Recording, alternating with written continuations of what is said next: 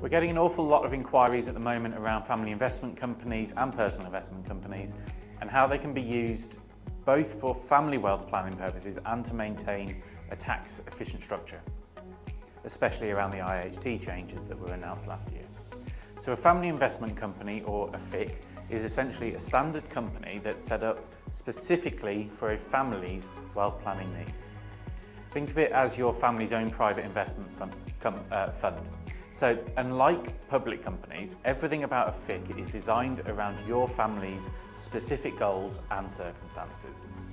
One of the biggest advantages is that you can transfer wealth to your children through company shares, but as the director, you still control the company's day-to-day activities.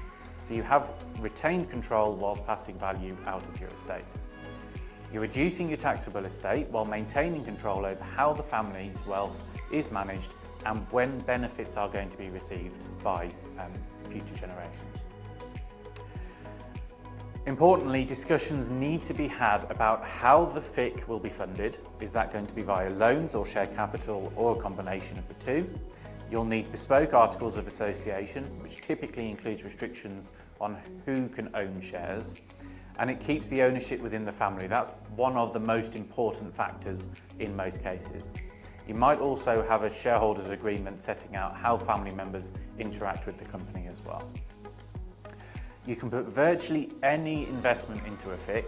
It can be, and a lot of the time it's property portfolios, but it can be stocks and shares, it can be cash, even stakes in other businesses. So we do have FICs above family businesses themselves.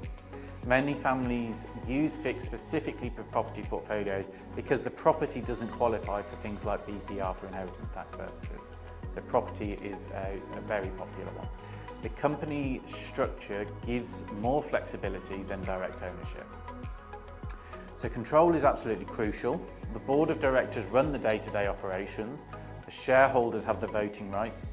In family companies, you'll often see the founder keeping significant voting control or even all of the voting control while giving the children shares that allow them rights to things like dividends and the capital value.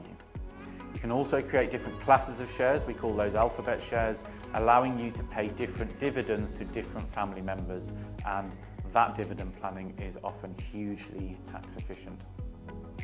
As for the tax benefits, when you gift shares to children, these are what we call potentially exempt transfers for inheritance tax purposes. So that means if you survive 7 years, they're completely outside of your inheritance tax estate. Plus, when you value minority shareholdings, you get discounts because they're harder to sell.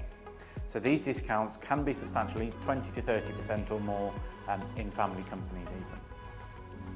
Getting money out is also reasonably flexible. The directors can take a salary for the work they do within the company.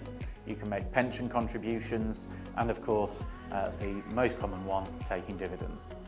So the beauty of the different classes of shares, the alphabet shares, are that you can pay different amounts of dividends to different family members depending on their own needs. You can set up a FIC either as a limited or an unlimited company, and the main advantage of an unlimited company is you don't have to file accounts publicly at Companies House. So that keeps all the family finances private. But if you're a FIC with things like properties and having the associated liabilities, you may well want the limited liability protection. So FICs are hugely powerful, but they are complex. I'll come on next week to talk about the tax issues surrounding FICs rather than the tax advantages. What are the actual tax issues? But most importantly, when you're setting these up, you need both legal and tax advice to make sure you've got that structure right. As always, like, comment, share. It lets me know that these videos are well received, and if you have any comments or interpretation of this legislation, really interested to hear everyone's thoughts.